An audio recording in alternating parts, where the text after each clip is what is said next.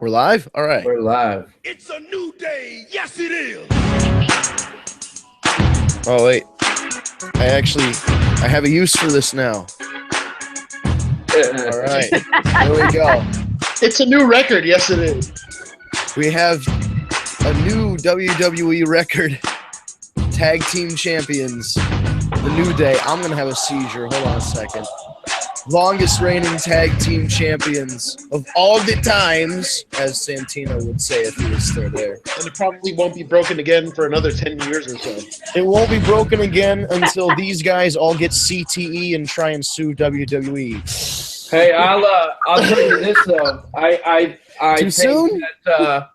I think that the New Day has officially solidified their spot as a team in the Hall of Fame. Just by breaking that record alone. Absolutely.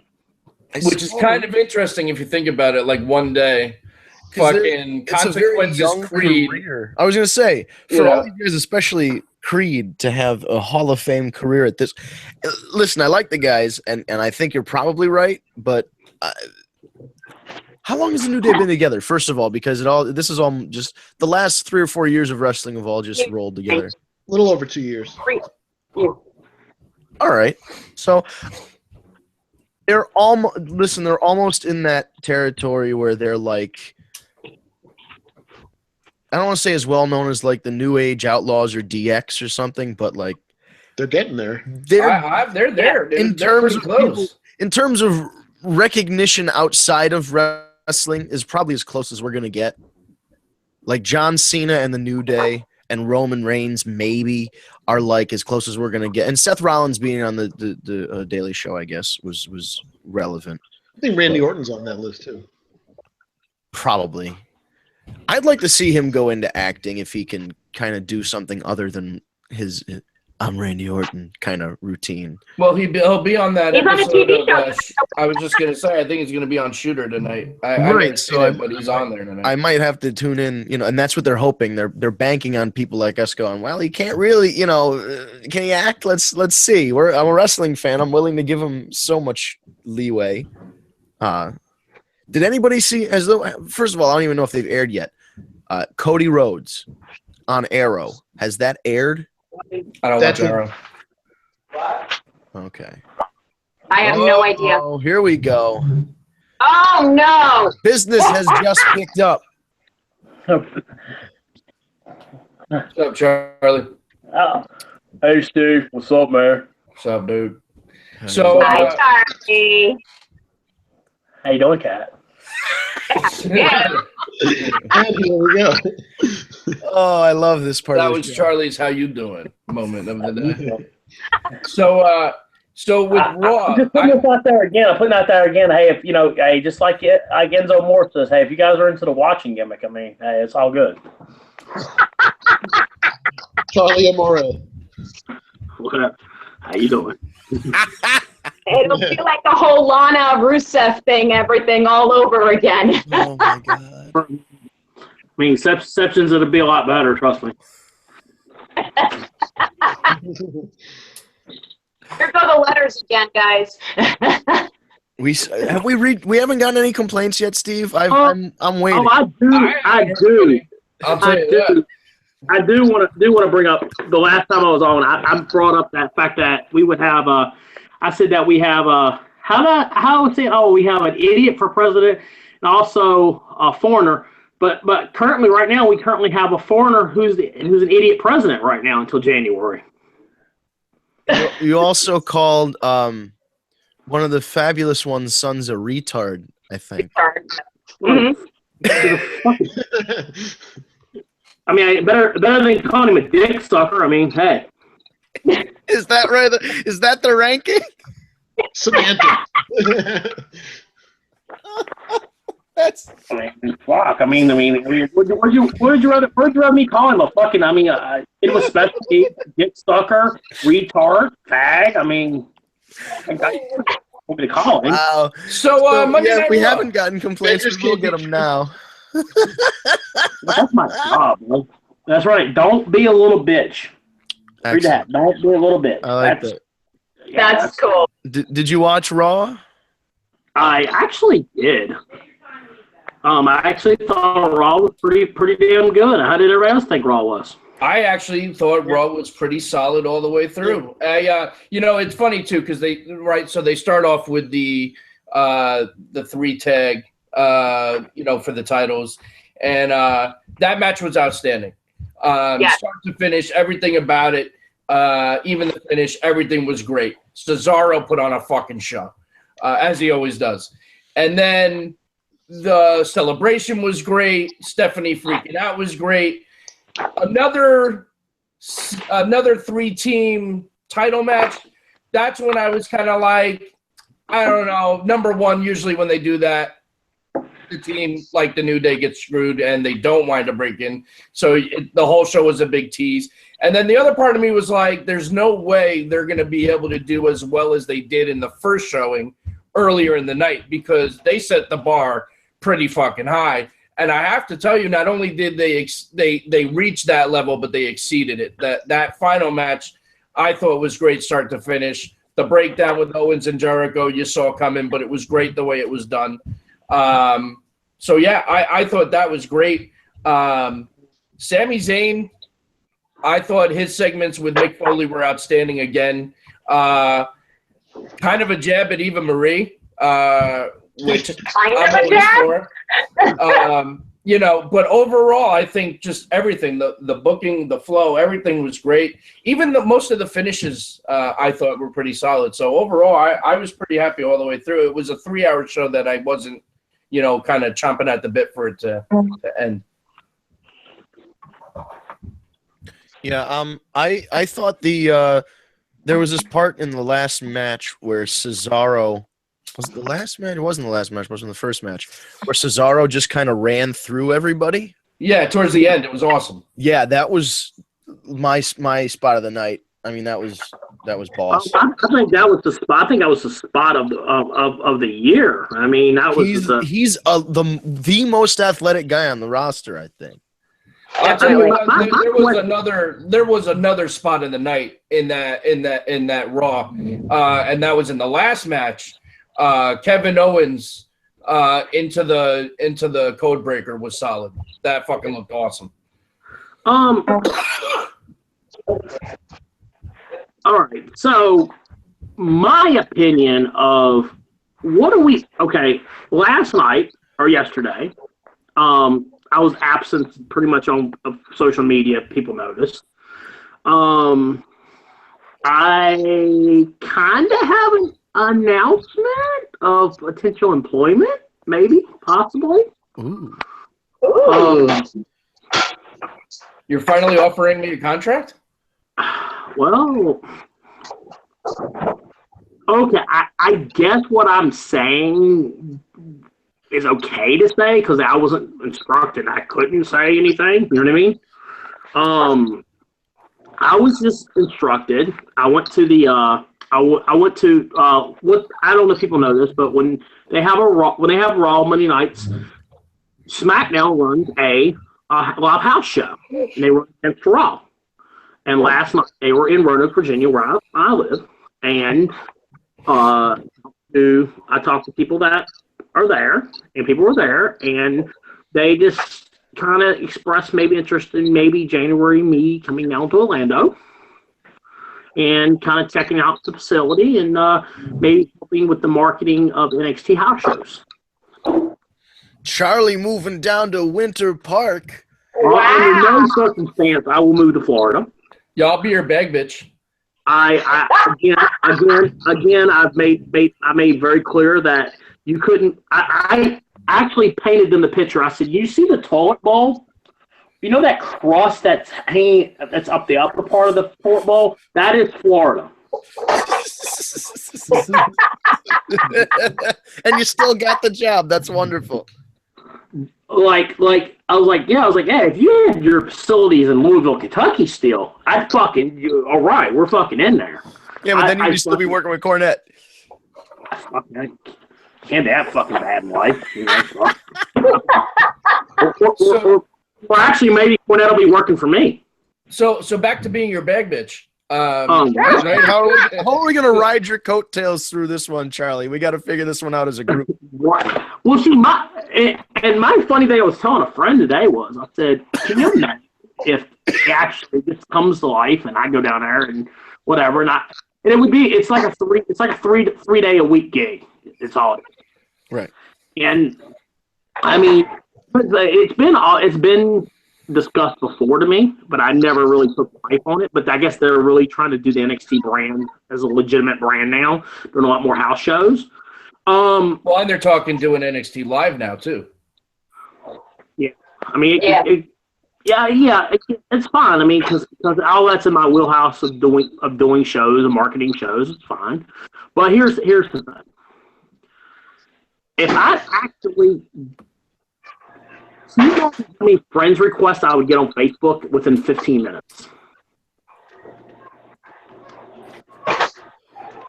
How many new friends I will develop very quickly. Anybody who's ever heard of you. Yeah. And most that don't. Never heard of me would be my friend. And that's kind of the discussion point I wanted to bring up. I mean, again, it's probably never going to happen. It was just discussions. I mean, whatever. I mean, it's just nice that I would be put in a category like that. I appreciate it. I just don't think I fit the mold of the corporate image of what they're looking for, because I'd probably get fired in the first day. Because I'd probably be late to call time. I'd probably, pick my nose in the middle of a meeting or something. It just, I'd like comments I make the cat, like, show me your kitty cat. I mean, shit like that would get me. I'd be roped out of the building in 30 seconds. But my question to you guys: if you guys go to NXT and there's somebody who's on the independent scene that is not currently on the NXT roster, and you sign somebody, who would you sign? Matt Taven. Yeah, I was going to say Matt Taven or Mike Bennett. Yeah. Anybody? Isn't Mike Bennett? Is it Mike Bennett? Isn't he's in TNA right now, right? Yeah, but I count them as an indie. They are an indie. I don't count them as Okay. Let me back that up. non-ROH, non-TNA. ROH, no. Pure indie talent that you've seen, either that you've could go seen to NXT. that you can find somebody. I'm a big fan of the Juice JT Dunn, but I know he has a size issue in that I feel like he may be a little small overall for the roster. That's Hero's Thursday, right? That's Mini right? Hero, yeah. But I love him. He wrestles like a motherfucker. I've seen some of the shit he does. Have you? This other kid I'm going to mention. He's a little young, but I love him. You ever heard of the Wrecking Ball up here in the Northeast, Charlie? Oh, he's awesome. The Wrecking Ball is big. He's a big kid, former football player.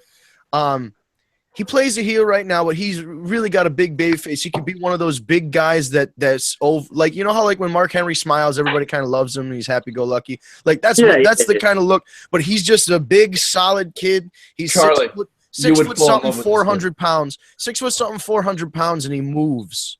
You would love this kid. He's been in the business maybe 3 or 4 years, so he would need to stay in NXT for a while. But he's the fucking. You have to look up video. We'll send you some shit. Charlie, this is your kind of guy too. Like you would fall in love with this. Old school Southern hoss guy. I've got a couple guys that hit me up for the Northeast that want to come down next year. I mean, for some shit. So I mean, that'd be great if we could put something together. What I need from you is when you do get the job, I need you to put a bug in the ear of creative in NXT, and just tell them, this is how I get fired. This is a great idea that I have, where you have one of your NXT women wrestlers find one of the older male wrestlers on tagmeadate.com, and that's how their relationship starts, and then you'll get all the credit for coming up with the story. And then it's a win-win. Do you want me to see? This is how I get fired before I get hired. Do you want me to send that to Charlie, what'll get you fired was last week's podcast, not anything past this point. We got to put all these videos as private. He's calling people retards. He's telling Karen Jarrett to suck dicks. I mean, this is a history of insolence here. It's just trust me. I mean, you guys can have an over/under on how long I would actually last. The over/under is it 10 minutes? Is it 15 minutes? Does he make lunch? I mean, does he make lunch? Yeah. Do I have a steak wrap with Vince. So that's about as far as you make it. Can I make catering? Can I make catering? That's all I'm fucking going for here. I can make catering. I'm just picturing you backstage in an event, and Triple H, Stephanie, and Vince come in to oversee everything. And like Triple H already kind of knows who you are, and Stephanie kind of already knows because they're involved in NXT. But Vince has never met you before, and he's walking backstage. And it's the first time he ever sees you, and he just goes, "Who the fuck is that?" That's just gonna be his reaction. And Triple H will be, I just hired him. He goes, "No, that's not right." He's just like, that would probably be the worst. Like, it would probably be the worst day of my life working there. It really would. I'd probably fucking kill myself. I really would. It'd be a story. It'll be a fucking it'll be a fucking very short-lived life. I got a job offer there once, but the commute was an hour and a half. Oh, for Connecticut? Yeah, I'm in Hartford and they're in Stamford, and with traffic and all that shit, it's like an hour and a half at the time it was a $10 an hour job to catalog what was becoming the WWE network. Oh, you were going to work in IT basically? Yeah, this was when they were digitizing the entire tape library before they had the network. As they were preparing for it, they wanted people to watch. They would digitize an event like a Raw. You'd watch the Raw and type up descriptions of what would happen during the Raw and who was in it. Everybody that appeared, and even if it was like a minor appearance, big spots in the matches, and then like the date and the location and all that shit. So you had to it was called a logger. So you were watching that shit and logging all of it. But it was only $10 an hour, and I was an hour and a half away. It just wasn't really feasible, unfortunately. Okay. So how many people do you guys think fucking morons in the world moved to Connecticut for that job? Oh, I know. Yeah, I'm sure. I'm gonna go there. Listen, I know a guy that's for him, but I mean, it's not like he's a talent. He's backstage. I mean, everybody's got different ways of wanting to get to WWE. You know what I mean? So everybody's got different goals. See, that's the thing. Okay. I have a guy who works with us who was Triple H's actual legit assistant for. I think he was Paul's assistant for like 2 years. And I talked to him about how's it really behind it, working in the office, and it's a fucking nightmare because it's so political. Like everything you say, you're under a microscope. You have to, you have to talk a certain way. You have to look a certain way. You have to act a certain way. And I get it. That's corporate America. The motherfucker has to deal with it. I mean, I in my life currently. And I am fucking every day I get up. I thank God. I'm like, or my new religion as I'm studying Dianetics and Scientology. Cheap plug for Scientology. But I thank your higher power that I don't have to deal with that. But let me ask you this: would everybody here offered a job? Not even tell you were just offered a fucking job to get in the door, and it was bottom of the bottom, but you would get in the door. Would you relocate your life for it? Well, Probably. I didn't, and I'm on this podcast now, so I mean, maybe I should have. That fucking the big fucking mistake you made.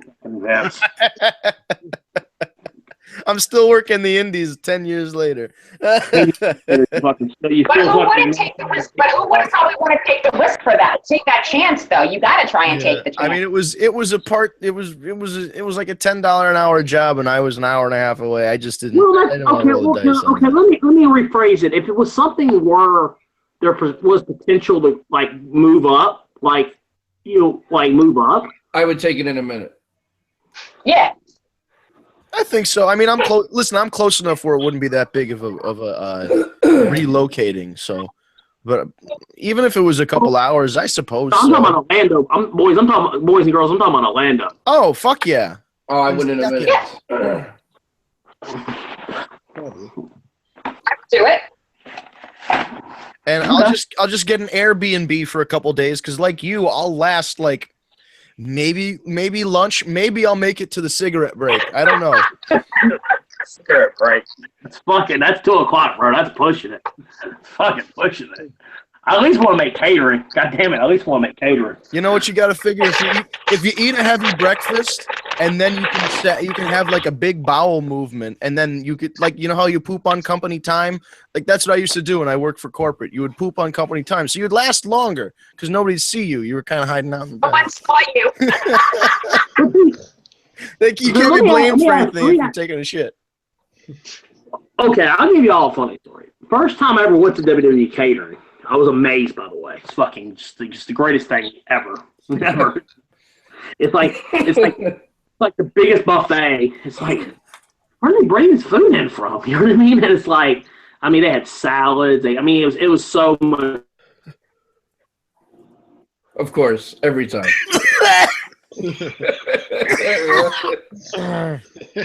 Every time. Why is it every Food and time he's got everything. something good? Damn. And he's gone. Motherfucker. So we were talking about Raw, and somehow we got sucked into the story time with Charlie, who is now back. So the last thing we heard was what? You cut out right at the good part.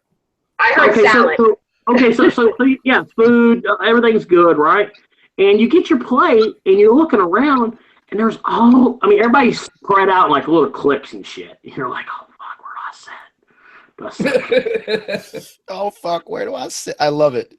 Like it was so fucking intimidating. Like I almost took my food and just dumped it and left. I was like, oh fuck, I better just get out of here. Like this is not good at all. Because the person that brought me wasn't even fucking around at this point. And I'm like, fuck. I'm like this is not good. So I'm sitting at a table and I'm just saying that, sitting at the table and everything. And I'm just there like, and this is like WrestleMania 21 time frame. Yeah. So this is several years ago. So Orton sits down like right there beside him. He's like, "You mind?" I'm like, "Oh, no problem, sir." I'm sitting there like eating, and it's like you're on like a date with somebody. You don't know anybody there. You're like, yeah, for conversation here. So I'm like, fuck. And I'm like 21, so I'm fucking nervous as shit. Like, oh fuck, what do we talk about? And I'm like, oh yeah, oh yeah, you like fantasy baseball, do you? Because he had a little baseball, like fantasy baseball thing, and we just started a conversation on fantasy baseball.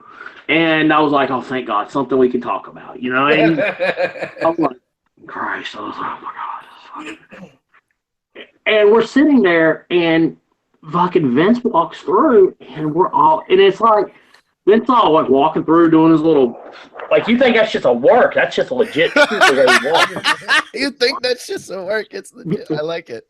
I was like, I'm all like fucking petrified. I'm like I don't like this. Like the worst thing you want to do is what I see people do. I've been back there a couple times. Is if Vince is in them talking to somebody, right? Is the old saying, you go and you shake everyone's hand. You're supposed to shake everyone's hand in the locker room, right? Yep. Literally, I watched the motherfucker walk up to Pat Patterson, Vince McMahon, and shake their hand and introduce him and said, I'm going to be the next guy that becomes your next big star. Wow. I mean, you got nothing for that. You know what I mean? Yeah. There's nothing. There's no, and then they're in the middle of their conversation, like they're talking, having you can't. No. Like you wait, and to be honest with you, I felt like fuck, I shouldn't even go shake his fucking hand. You know what I mean? At that point in my life, you know what I mean? I'm fucking here because Jesse Hernandez brought me, and I'm the fucking I'm here in life and I'm young as piss. I don't know shit about the business. Right. I better not even shake his fucking hand. You know what I mean? And we're going walk back through production and everything, and they've got fucking tape up on the walls and shit and everything. And I'm like trying to figure out where the fucking bathroom gimmick is. And I walk right into where the female talent area is. I'm like, oh shit. Fuck it, I'm trying to U-turn it and get the fuck out of here. I literally walked right into, at that moment, fucking Ivory and these fucking divas, and they're like, what are you doing back here? I'm like, fucking Vince sent me back here. I'm like, deliver message, I gotta go. I was like, yo, and I was so fucking like, oh my fucking god, like, I mean, this is WrestleMania 21 era, so this is like, I think 05-ish or whatever, and it was like, you'd heard all the stories about the locker room, how it was, ribbing and joking, you know what I mean? Right. And it was like a political it was like I was at a political rally. It was like, so everybody was political. And I was like, holy fuck. And it's worse now than it was then. But just in general, I mean, it's not what like the old timers describe the locker room being, the boys joking and ribbing with each other and having fun. And, do you think that has hurt our product as wrestling? The whole point of that conversation was to bring it back to this. Do you think that WWE has made their shit so political behind the scenes that's hurt our business with the performers? Well, I've always said, even back in the WCW days, that politics ruined a big part of the business. Do I think the boys in the back may not be having as much fun as they used to because it's so, suit and tie and so correct back there? Yeah, I could see that. But the true professionals, when that music hits and that switch turns on, it makes up for the time that you're losing in the back. I mean, listen, at the end of the day, you got to figure some of these guys are still good friends in the back. They still travel together. It's just, you got to keep it very corporate backstage. And, it's just the way of the world. It's the same thing that the internet is ruined. Not even backstage, even at the hotels anymore. Like the hotels have to be so politically correct, and they've sent I've seen a couple of the memos. I've seen them send out about like how their behavior at hotels and airports. Like they're supposed to stop and sign autographs. Like if a fan stops you, you're supposed to stop and sign an autograph. You know what I mean? That. Yeah. Like, which is understandable. That's a cool thing and everything. How you doing, honey? I see. How you doing? Funny. This fucking guy. But I just think it hurt our business because, these guys, there's no chemistry or like even during the Attitude Era when they were fucking out there doing the crazy shit that they were doing. And I know it's a different TV brand that we have now, but the locker room, there was that community in the locker room. I think it's very similar to, now Vince, you're in a lot of indie locker rooms and stuff. Yep. Like, have you been in a lot of locker rooms where it's a little bit more politically correct and a little bit more structured versus a little bit looser of a locker room? Like the difference? Oh yeah, I've seen both ends of that, for sure. What's your opinion? Do you think that it's really that it hurts the product, or do you think it helps the product? I think if you treat the product seriously. Listen, I'm not saying that we don't mess around, especially Northeast Wrestling, which I almost exclusively work for, but I have worked for other indies and I've seen much looser locker rooms. Those shows tend to be very, who made it today? Oh, is Robbie here? I'm not saying anybody in particular. Oh, is Dan here? Is Joe? All right, so those guys are going to be in a three-way. All right, which tag teams came? Did the Smashers come in today? Oh, no, they couldn't make it. You can put whatever you want on the fucking poster, but at the end of the day, your guys got to fucking show up and be professional. No. You know, I but know. also then very, getting there, just being in that lot, you know, because it's a thing. If it's the locker room's not serious, you might be more prone to you know, skip a show. Now they know they won't care. You know, right? No. it's a whole kind of it's an attitude it's not just one person. It has to be an attitude of the collective locker room to be treated seriously.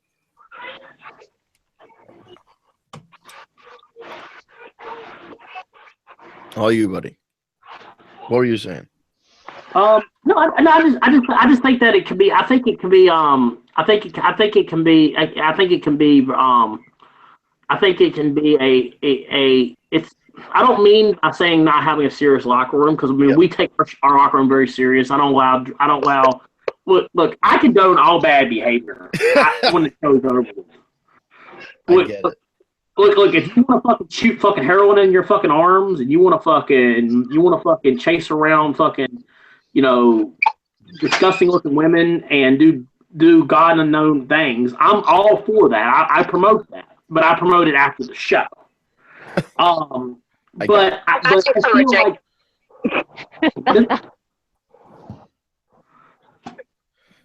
All right, keep going. no, I'm just saying in general, I promote bad behavior. I'm like, go ahead, y'all have fun, y'all do your thing, but do it after the show's over with. I get it. Yeah, that's absolutely. Yeah, I think that they people try to make it like we're like the part that made wrestling great in the 80s was when when the wrestlers had that rock star lifestyle. Well, yeah, we're gonna have fun. We're gonna go do our set, but we're gonna be rock stars after the show, and we're gonna party like rock stars. Right. I think people don't take that. I think people take a stigma like, oh my God, I gotta be so politically correct here, and I gotta shake everyone's hand, and I gotta kiss everyone's ass here, and you know, I can't rib and I can't joke around a little bit. I mean, I just feel like that hurt our business to a certain level. I get it. I definitely see an argument for you know. It's gotten a little over serious for what's essentially grown men groping each other in the middle of the ring in their underwear. Not even that. It's guys that were like, I mean, for what we do out there. Yep. You got to blow some steam off afterwards, because it can be. I mean, depending on your event. I mean, I can tell you our October event was very intense. Everybody was game faces on. I mean, I'll give you the best example: the Ducks, DLC, the Ducks, right. And they fucking went out there and they fucking killed each other. You're telling me that I'm telling them that they can't go out there and blow off steam? And I'm not saying, and I'm not condoning illegal activity. I'm just saying where it's like, where, hey, Troy says it's okay to do drugs. I'm just saying, right. I'm not going to be that guy who's going to be like on your ass, because I feel everyone is responsible for their own shit at the end of the day. I feel like if that's what you're going to do, by me sitting there telling you not to do it, I'm just telling you to do it, basically. I mean, you just have to have that mentality of let people be the captain of their own ship. Yeah, I get that. You're right, Charlie. Well, I know I'm always right. I mean, hey, honey, I see they definitely don't keep you right here for your brains, honey. Wow. Wow. Zinga. Did you just compare me to Eva Marie? No. Don't say that. No. So what? So everybody thinks that. What did everybody think about SmackDown tonight? We're 20 minutes away from SmackDown.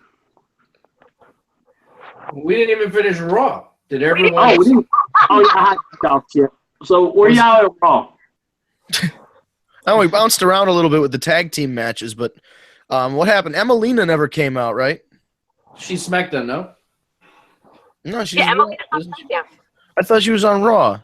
Oh, Emelina's on SmackDown. That's why they're talking about maybe bringing Eva Marie over to Raw. Yeah, who? Because honestly, I hate to be that guy, but who gives a shit about Eva Marie if The only Emma's on the way show. I'll give I a like shit Emma. about I'm a big the Emma only, fan. The only way I'll give a shit about Emma is She can if she steal my comes back, iPod case anytime. if she comes back as a Wyatt and she comes back as Sister Abigail. That's the only way I'll give a Emma shit. or No, Eva. Eva Eva. Marie. Yeah. Well, because that was a rumor that Raw, so she wouldn't be. So she wouldn't be Abigail. they weren't talking about her to Raw. There was never a trade ever talked about. That was just Mick Foley trying to fire him up and get him to reach the dark side and all that shit. But There was on Wrestling News Source at the end of last week that they were talking about bringing her over to Raw. Oh, I didn't hear that. Ooh. Well, Yeah, they're talking about that. So that's probably why they did the storyline about it last night. Because there's talk when she gets off of her wellness and she's done making her movie that they're going to bring her on Raw. Ugh. Wonderful. Hey, well maybe that'll mean that Becky James is going to go to SmackDown now that she signed the contract. Oh, well. Or she's going to stay in NXT. I was gonna say I think she might hang out in NXT for a while. Because honestly, this is the fucking Brock Lesnar theory again. Who the fuck is going to beat Asuka?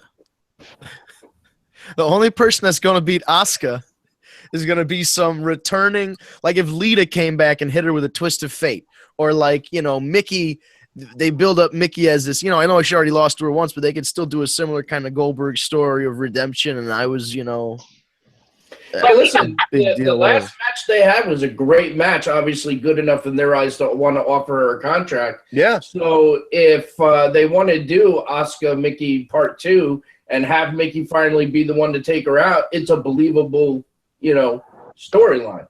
Yeah. Especially, because right now, I love those girls, but there's nobody there that could take that title off of her believably. No, I agree. Well, there's one that I'm starting to think has promise, and that's the fuck is her name? Ember Moon? Yeah. Yeah. Yeah. You were going to say the black girl, weren't you? I was pretty damn close, but it was going to be the black chick with the red contacts. But,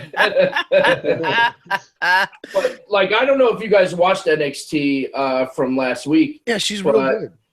Her finish was a pretty solid fucking move. That's a killer. Yeah. Off the top rope. It's like a blockbuster stunner kind of thing. Yeah. She's good. And then I like the girl in the blue, the all blue. She does Eva Marie's thing, but it's blue. Was it? She wrestled Ember Moon one time, and it was like red girl versus blue girl. It's Billie Kay. Yeah, I like her. I'm a fan. I like that they put her and Peyton Royce together, the Australian chicks. Oh, yeah. You know who's won me over on NXT?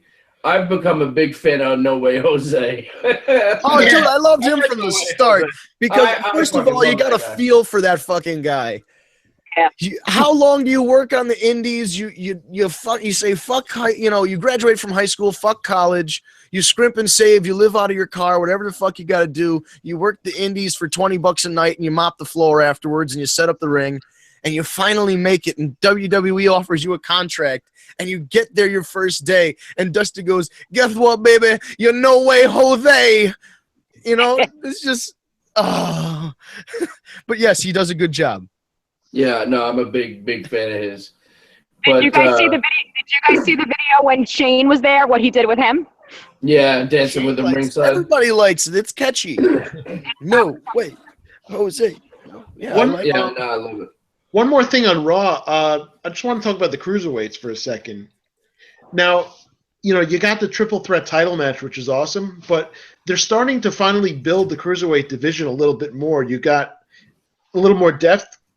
Jack Gallagher, I'm sorry, he is one of the most entertaining wrestlers I've ever seen. You, sir, are a scoundrel. Can I ask you guys something, though? Here's my question, though. You now have a network series like NXT for the cruiserweights. Right. So why the fuck are they taking up 2 slots on Raw? Right. That's Yeah. Maybe because Raw is going to 3 hours long. them. They need to kill time. I don't know. Maybe they're you know what? They still have tons of talent that they're not even using, and they have 3 hours. Yeah, that's true. Yeah. But segments, though, like the segment that they did with the 3 of them backstage last night was really good, though, too. That made for a good couple of minutes. Well, now they've got Cedric. Now, what is Cedric doing? Is he technically involved in the cruiserweight division right now? Because it seems like he's involved in the Divas division. And I don't mean that as an insult. I mean, listen, and I'm glad that Steve didn't get his bright idea like he did with Charlie and ask me to message Cedric and say, me and Alicia Fox met on tagmeadate.com. You know, that would have been, I would have been definitely blocked for sure. But this is an interesting little thing to come up with Seti Bear. I like that. Seti Bear. I guess it's just like side stories for each person, like. Good, because I think they should have some side stories and more of a development. And honestly, I think Cedric could cross over. He's one of the guys that I think could easily cross over from the cruiserweight division. I mean, I think TJP would have a harder time. Cedric lost like 22 pounds just to get into the cruiserweight division, so he can always bulk up again, and Yeah, I mean, trust me, he looks. Listen, with the weight that he's taken off, he looks good. So he's that entertaining. In the ring. Oh my God, he can transition to. Yeah, he's the man. He's fantastic. He's fantastic. Yeah, so I think he could definitely, if they ever used the U.S. title, he could be a U.S. title contender. If it wasn't just being a fucking prop for Roman Reigns, it could be a useful prop for someone else. I am so sick of Roman Reigns.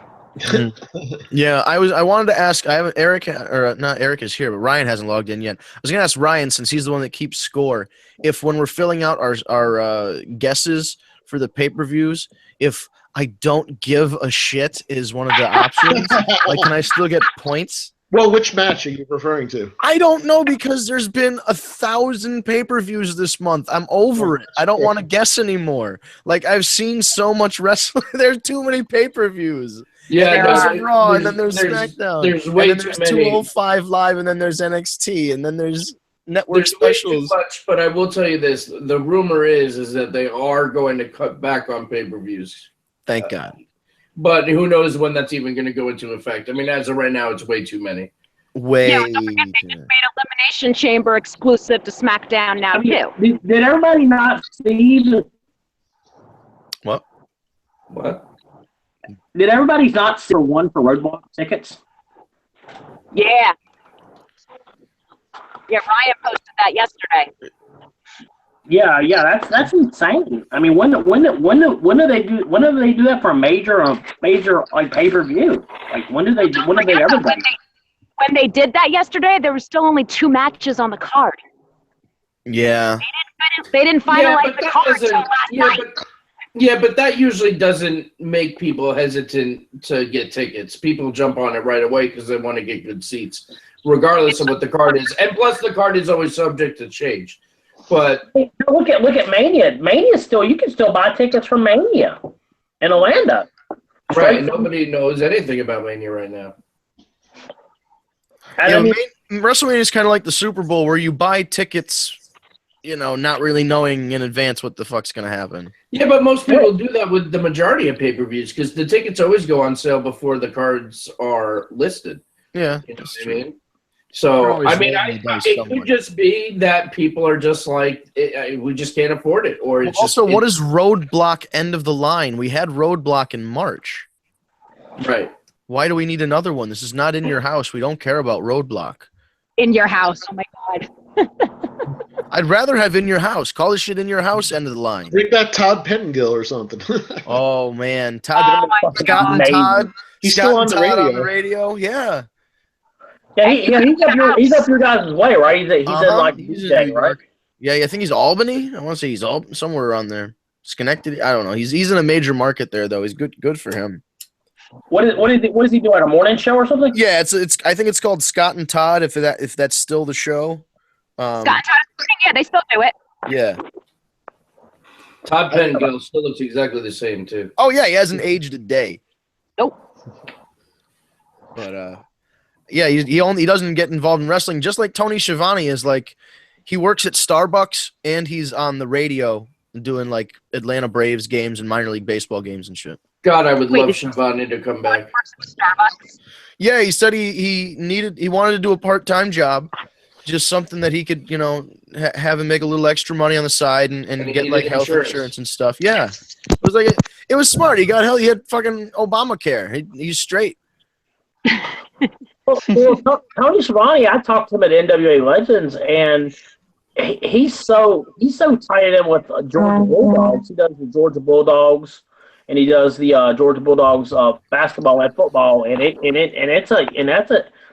pretty much it's a year-round thing. You know what I mean? The only time you can really get him is like summertime, like that in between dead time when there's no college basketball, no college football. But no one.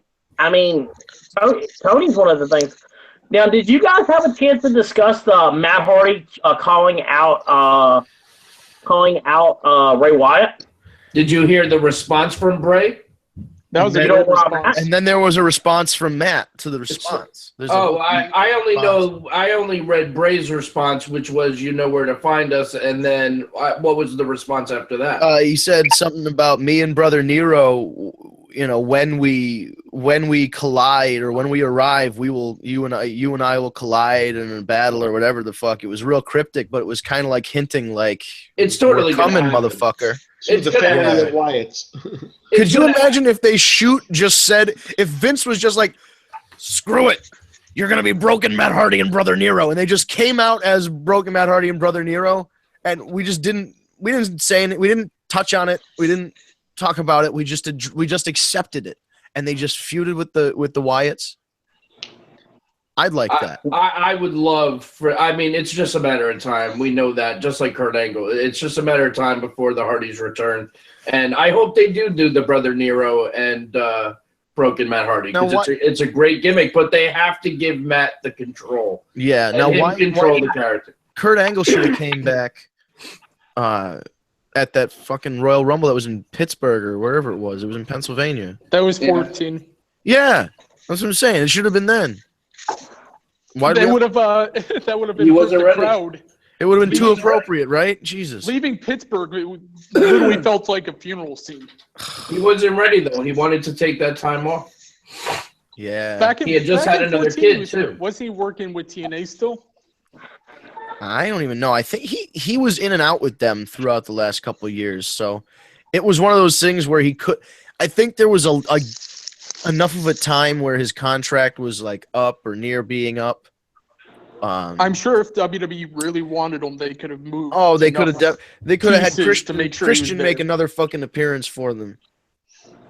Well, from my understanding, and just talking to certain people that was at my October show about his return, he said that pretty much everybody was on board, but Hunter. Hunter was not on board. Hunter's one that was vetoing it. Wow. I wonder why. Things happening. I don't know if it's like the personal shit from back in the day. Like, Kurt Angle's a big liability. That's true. I'm a huge fan, but he definitely carries weight with him.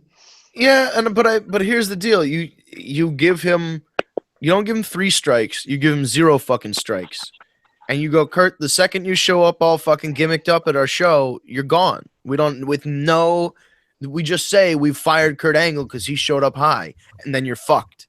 And there's no Hall of Fame, and there's no this, there's no that, and you basically say you've got to be clean or it's fucking over. I mean, I can only testify my relationship with Kurt Angle so far in our business deals, and for 2 years, pretty much dealing with Kurt now, he's been straight, completely straight, Yeah, I mean, his interview with Austin was interesting. Yeah, I don't know. I think there's magic there with Kurt still. Oh now, yeah. No, a little side note talking about Raw. Did everybody see the fan that tried to jump Seth Rollins? No, I did not. I love those. I'm mad I missed it. Where did that happen? Did the guy I will share it. I will actually share it on your timeline here in a minute. Yeah, share it on Steve's timeline. Who grabbed him? Yeah. Oh yeah. Ryan, now that you're here, if I'm looking at this match card and I just, instead of answering like who wins or loses, I just answer I don't give a shit, can I still get points? Or do I have to make an actual guess? You got to make a guess. All right. I don't give a shit. Unless a new wrestler debuts named I don't give a shit. You get 2 points for that. The son of Duke the Dumpster Drozy. Oh my God! Okay, how about this, Ryan? If it ends in a no contest, the person that says I don't give a shit wins. There you go. He's gonna be okay. It's gonna be like Isaac Yankem, but he's gonna be a proctologist. Oh my God. So Doctor I don't give a shits. Proctologist. Oh, So, Womp womp. so I actually have something for you guys. I want to actually include you guys in a decision of Gimmick Tree. I have been waiting on this all day. I wanted to do I want to kind of change things up a little bit in 2017. Hire Bambi. that'd be a change. See, Steve, do you see how he's trying to goat me? You see that shit? That was not. Yeah. Yeah. I didn't say I want to lose money. You could put her through a series of really humiliating stunts. Series of trials. Her life's a fucking trial. So Now, at let least me- you're getting something out of it then. If I put a rule change in effect that if you throw an opponent over the top rope, it's an automatic disqualification. Do you think fans would enjoy something like that? No.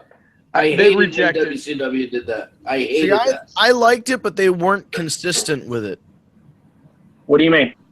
Sometimes somebody would get like clotheslined over the top rope. Oh yeah, and, they'd make up excuses. they'd with be the go, oh announcers. well, he wasn't propelled over by his opponent, or he was propelled over, but it wasn't, whatever. They both went over at the It same wasn't time. his so there was intention. Right, there was always some out that they gave because the guys went over the top rope because that's how they were used to working. But I mean, if you stood to it, remember that time? Okay, it was a fucking Kidman versus Dean Malenko, and it was a catch can match. And 11 seconds in, Dean Malenko rolled outside of the ring and got himself disqualified because he forgot the rules of the match. You don't want that happening. Right. I like No. the over the top rope thing. I think I'm being outvoted here, but I like it as long as it's consistent. It'd be it's hard. I kind of like when Ring of Honor had those pure style rules, and you only got 3 rope breaks every match. Yeah. They had some other interesting rules there too. It was more of a Okay, well, let me pose this to everybody. If you guys could come up with a gimmick rule for a promotion, what would it be? A gimmick rule? Is that what you said? I would go World of Sport British Wrestling style rounds. I know that TNA is kind of doing it, but I don't like the way they do it. I don't know. I think they don't have enough drama. I don't think, and maybe that's just the way that they're building the matches. But I would maybe do British style World of Sport because that's making a comeback. ITV just filmed a bunch of episodes, and they're going to be releasing them on ITV in overseas, and it's going to be World of Sport, and they're trying and revive that series.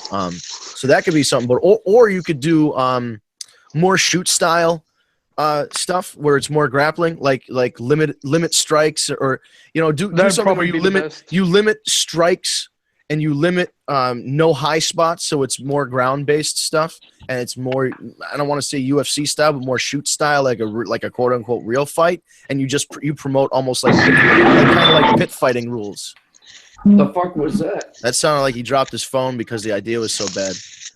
No, I'm listening. I'm listening to it. No, but you know what I mean. Like, because right now I'm watching Jack Gallagher. While we're talking, I'm watching Jack Gallagher do some Brazilian Jiu-Jitsu because Jack Gallagher is a legit, or Gallagher, or whatever you want to call it, is a legit Brazilian Jiu-Jitsu purple belt. He's 2-0 in his professional MMA career, and he just arm bars the fuck out of people. He's really good at it. So I'm watching that, and it's like, if these guys, because you got Matt Riddle, you've got Chuck O'Neal, you've got a lot of guys training Brazilian Jiu-Jitsu and adding the grappling stuff and the ground game to it. And I think that shit, when it's done right, is fucking amazing. And I know you might lose some people because they want to see high spots, but I think good, solid ground wrestling is just as interesting as 20 high spots in a match.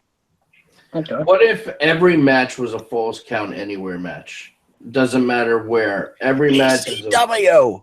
well, yeah. I mean, well, ECW. You don't have to go extreme. You just Right, don't have just falls countouts. count anywhere. Yeah. right.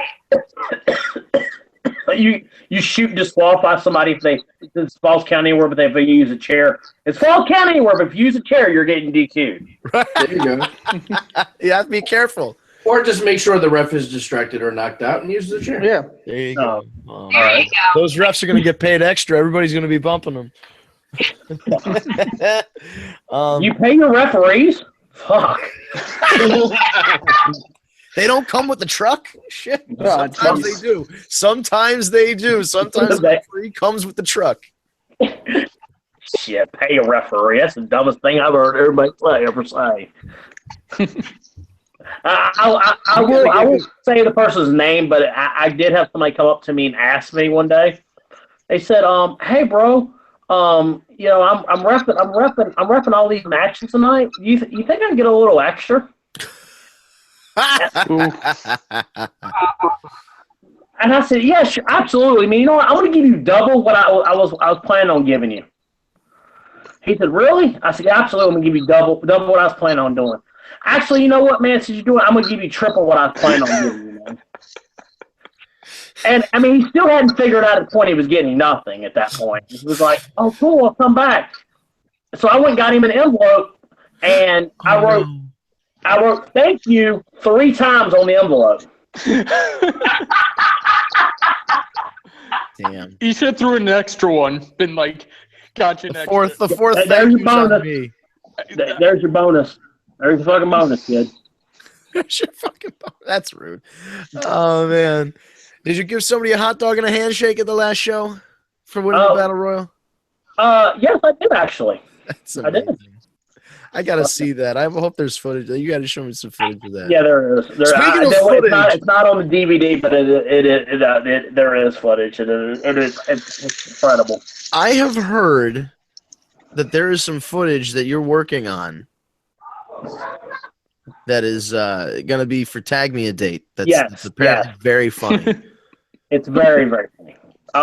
I mean, if Steve wants me to tell him how I proclaim this, I can.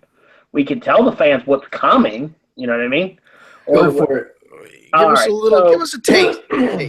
So at WrestleCade, obviously we had a lot of weekend. We had all weekend. I had the camera crew guys with me, and they got some shit that we cannot air at all. Ever. Thank God that they've been very respectful and but I decided to I asked them, I was like, hey, I was like, can we use a really nice camera to film some stuff? Now I do have a Charlie Time story I can tell you guys really quickly afterwards about Lanny Poffo. Now it's a very bad story. So the film. So we actually we ran up to Ron Simmons. We call it Ron Simmons. And Ron's a really good friend of ours, and he was actually sponsored by Tag Me a Date in our October show, but due to certain employees being unable to make it, not naming any names, Eric. We weren't able to get the footage at that time because it just didn't work out. We needed to have people there. So I was able to talk to Ron on my own dime and get it done. And we kind of painted a little scenario where a couple people were all hanging out, and you had all kinds of craziness. And there'll be a couple of cameos from some indie guys there. They're recognizable. And Ron Simmons will show up, and he gives his famous tagline, and we'll let Ron save it for Ron. And he ends it when he says, "Damn, you need to go to tagmeadate.com." So you will have a really nice footage coming soon. Hopefully by the end of the week when the site launches. Nice. Cool. And Eric can also vouch for how great Charlie Armstrong is, because Charlie Armstrong was shooing in guest over at their table at WrestleCade. He put a lot of people at our table. That's right. Yeah. Awesome. Yes. So we have that, and then the funny Lanny Poffo story for you guys to you guys will enjoy. And Steve, I think you'll enjoy this more. Lanny Poffo, yeah, man. I'm listening. I'm excited. You're gonna, you're gonna really enjoy this one. You guys know I have a series that we have called Under the Learning Tree, and what better guest than Lanny Poffo, the genius, right? You would think that. So we had a gentleman. I will remain until that was hosting it. And basically, Lanny Poffo, you ever heard that old saying, "Going in business for yourself"? Lanny Poffo went in business for himself, and his first comment in the interview was, The Macho Man's rolling over in his grave right now because while everyone praises the love of Pat Patterson, well, when Pat Patterson dies, we all need to go to his grave and yell at him because he's the one that cost the Macho Man from having his greatest match of all time against Shawn Michaels. Oh, come on. Holy fucking Moses. He started with that? Brother, I'm talking about 2.3 minutes into the interview. You know what I mean? We're going, that's the direction we're going. Oh, no. Then he brought up that Chris Benoit was the murderer that he was, thanks to Vince McMahon. Oh no! Oh wow! He went there. That has to be completely scrubbed from your fucking videos. Yeah. Wait, what? Vince McMahon is the reason Chris Benoit is a murderer. Oh Wow. my god! No.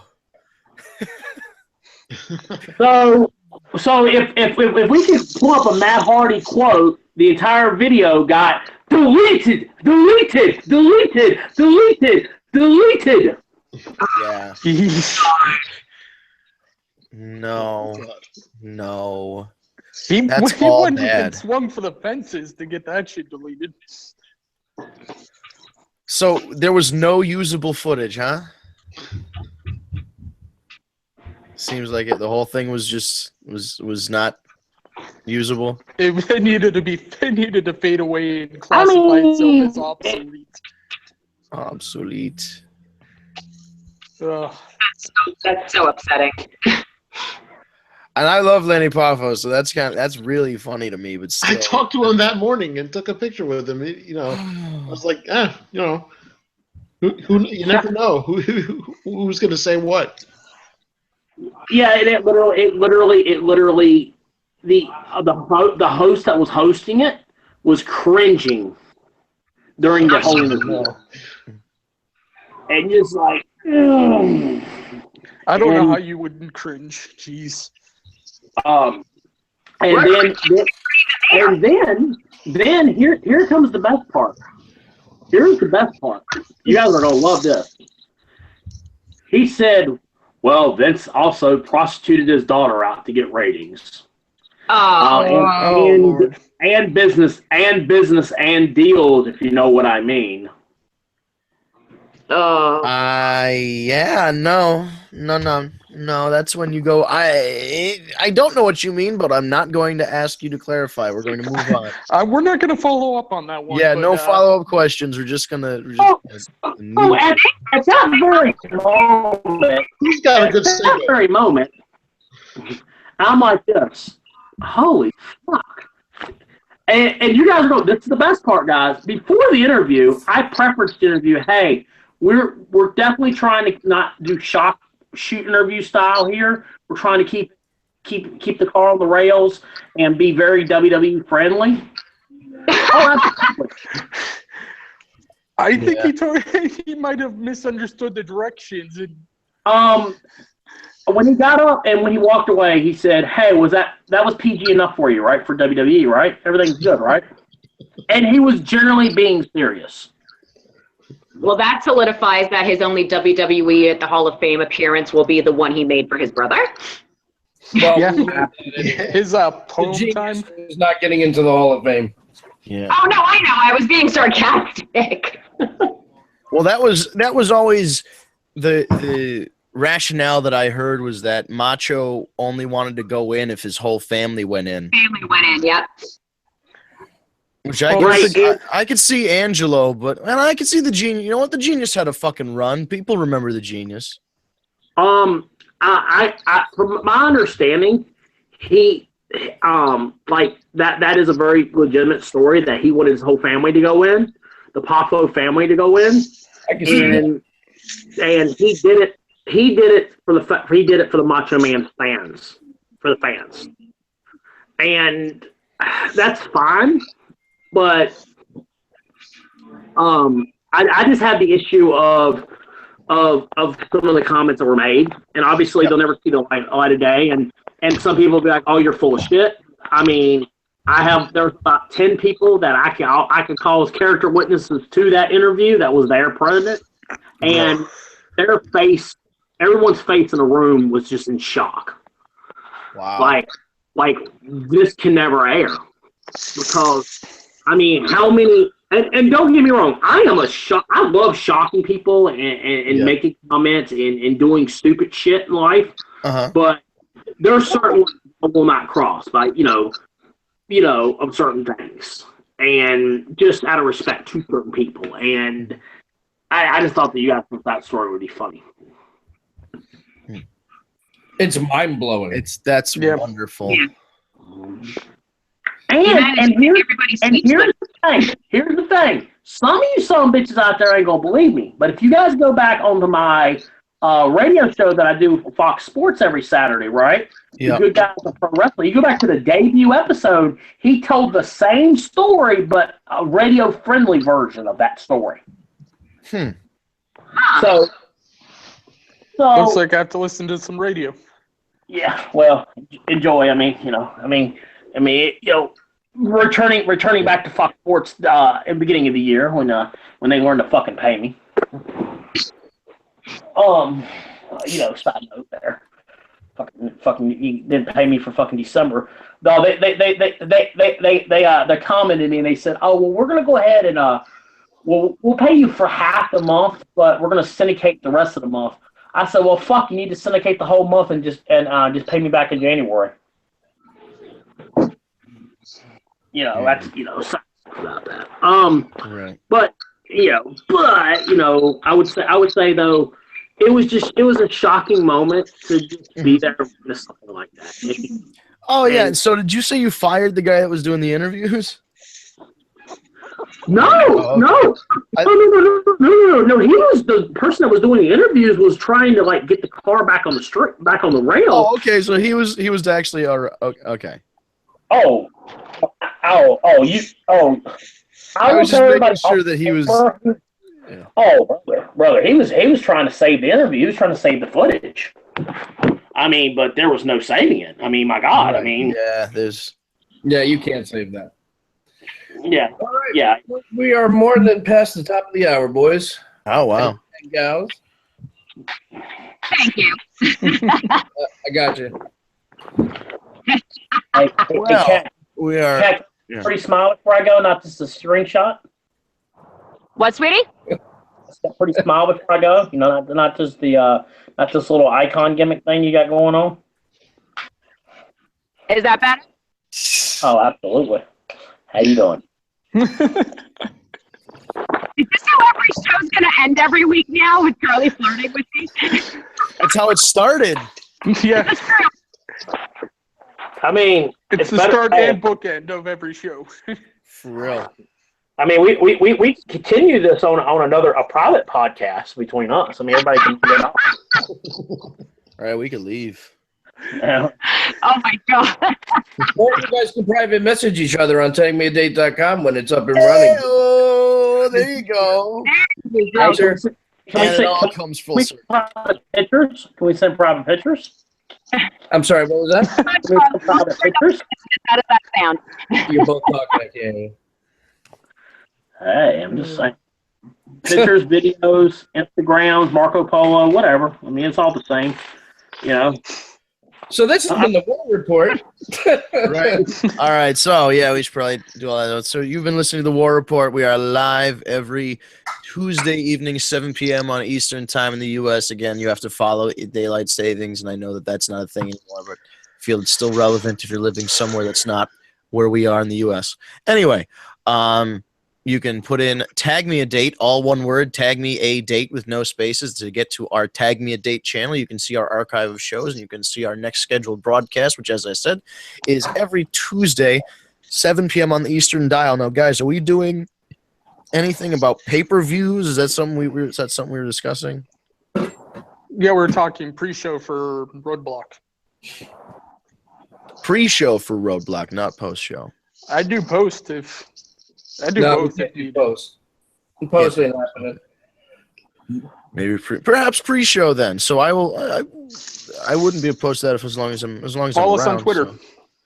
On the Twitter machine at Tag Me a Date, on Instagram at Tag Me a Date, and you can see the new tagmeadate.com launching soon. It's not quite ready yet, but it is very, very close to being done. So you can keep to our Twitter account and our Instagram account to see updates on what's going on. And Facebook. And Facebook, right. Tag Me a Date on Facebook as well. So get to all that social media, watch us on YouTube, and we will see you next week.